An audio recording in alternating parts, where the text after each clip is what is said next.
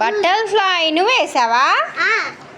తర్వాతకి కుండ, ఆ తర్వాతకి కిటికీ. ఇది కిటికీ నువ్వు వేసావా? తర్వాతకి ఆపిల్, బనానా. ఇది నీ బిడ్డేనా?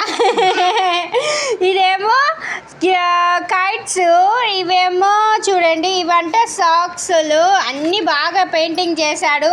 ఇదంట ఐస్ క్రీము, ఇదేందంట టాటాయిస్ అంట, ఇదంట గొర్రెని చూడండి స్పంజి తోటి ఎలా వేసాడో.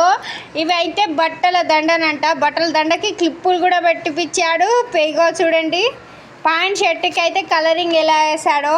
ఇది చూడండి, ఇక్కడ వాళ్ళు ఎలా చూపిస్తాడో అలా పెయింటింగ్ వేశారు చిన్న చిన్నగా.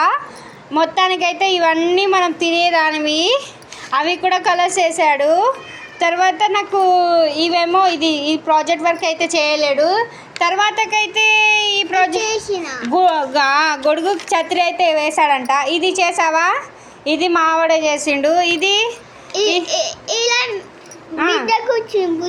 ఈడనంట బిడ్డ కూర్చుందంట, బిడ్డ కూర్చుందంట.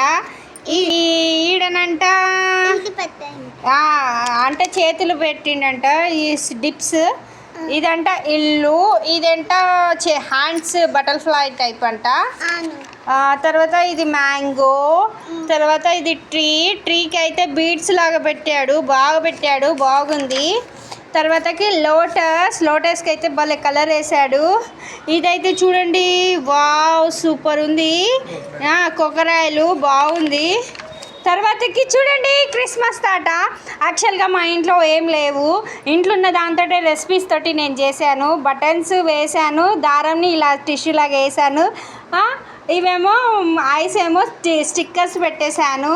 ఇదేమో పులి, తర్వాతకి ఇది డక్,